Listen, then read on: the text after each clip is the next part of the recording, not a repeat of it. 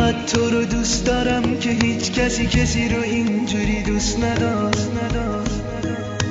اینقدر برات میمیرم، قد یه دنیا خوبی، قد 1000 تا ستاره. بی تو دلم میگیره وقتی تنها میشم، کارم انتظار.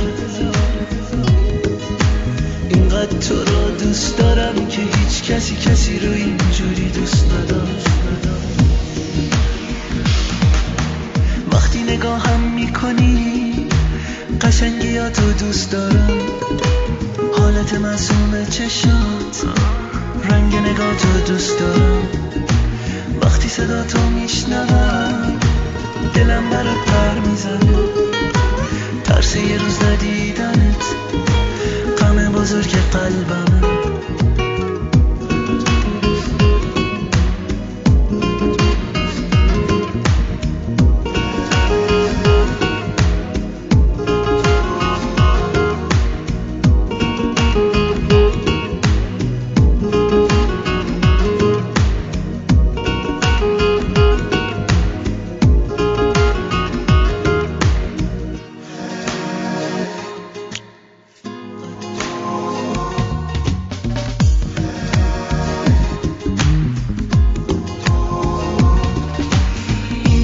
تو رو دوست دارم که هیچ کسی رو اینجوری دوست نداشت.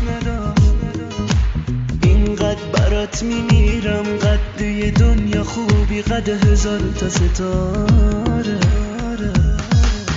بی تو دلم میگیره وقتی تنها میشم، کارم انتظاره. اینقدر تو رو دوست دارم که هیچ کسی رو اینجوری دوست نداشت.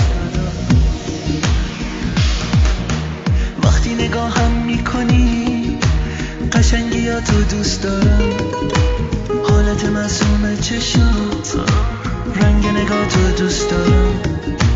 وقتی صدا تو میشنوم دلم برات پر میزنه، ترس یه روز ندیدنت غم بزرگ قلبمه.